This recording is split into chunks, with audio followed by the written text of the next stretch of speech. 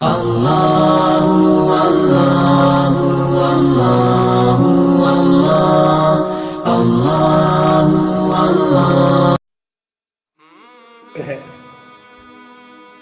زبان کی بھی حفاظت کرے انسان، اس کو اللہ رب العزت کے دین کی دعوت میں، اللہ کے ذکر میں، قرآن کے پڑھنے میں استعمال کرے۔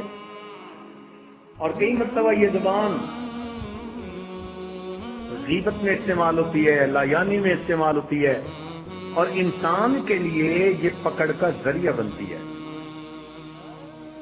ابوبکر صدیق عنہ روایت فرماتے ہیں کہ نبی اسلام نے فرمایا کہ ہر روز جسم کے اعضاء زبان سے یہ کہتے ہیں تو سنبھل کے رہنا، تیرے نہ سنبھلنے کی وجہ سے ہم جہنم میں جائیں گے۔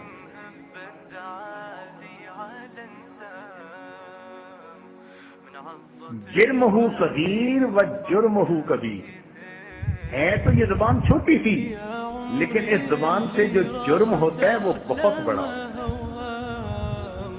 کسی کو کمینہ کہہ دیا، کسی کو ذلیل کہہ دیا، کسی کو بے ایمان کہہ دیا۔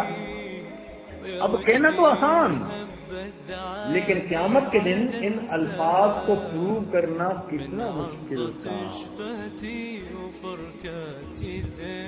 اور غصے میں انسان ایسی بات نکال جاتا ہے منہ سے۔ چنانچہ یونس بن عبید رحمۃ اللہ علیہ فرماتے تھے کہ انسان کے تقوی کا اندازہ اس کی گفتگو سے ہوا کرتا ہے۔ حضرت علی عنہ فرماتے تھے المرء تحت لسانہ، کہ بندہ اپنی زبان کے نیچے چھپا ہوا ہے۔ فرمایا کرتے تھے کہ جب تک کوئی نہ بولے نہیں پتہ چلتا یہ عالم ہے یا جاہل ہے، جیسے ہی بولے گا فرمایا تم بات کرو پہچانے جاؤ گے۔ بات سے ہی پتہ چل جاتا ہے کہ اس کی اوقات کیا ہے۔ تو اپنی زبان کا صحیح استعمال۔ ابو ریحان تمیمی رحمۃ اللہ علیہ فرماتے تھے کہ انسان کو چاہیے کہ اپنے قدموں سے زیادہ زبان کو صحیح طرح استعمال کرے، کہ زبان سے نقصان زیادہ ہوتا ہے انسان۔ اور آج یہ زبان ہی ہے جو سب سے زیادہ گناہ میں ملوث ہو رہی ہے۔ ادھر ادھر تعلقات، اور اوپر سے یہ سیل فون، یہ چھوٹا سا ایک ایسا اسلحہ ہے شیطان کا کہ انسان کی تاریخ میں شیطان کو اتنا نقصان دینے والا اسلحہ کبھی نہیں ملا۔ تو یہ سیل فون کی شکل میں میرے بس میں ہوتا تو میں تو سیل فون پکڑنا عورتوں کے لیے حرام ہی کر دیتا۔ کیا کروں، مجبور ہے، اتنا نقصان دہ ہے یہ سیل فون۔ استعمال بھی بعض لوگوں کو کرنا ضروری کہ بزنس کرنا ہوتا ہے، مگر شیطان اس کا غلط استعمال زیادہ کروا دیتا ہے۔ گھنٹوں باتیں ہو رہی ہیں،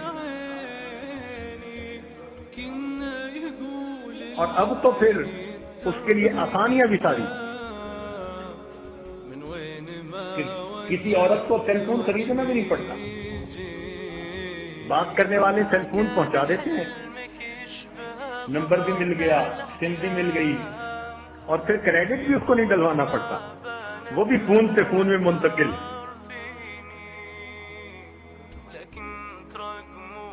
بس اس کا کام ہوتا ہے کہ سیل فون کو چھپا کے ایسی جگہ رکھے کہ جہاں گھر کے لوگوں کو پتہ نہ چلے، اور جب گھر کے لوگ سو گئے اب گھروں میں، کمروں میں بچیاں، عورتیں فون کر رہی ہیں۔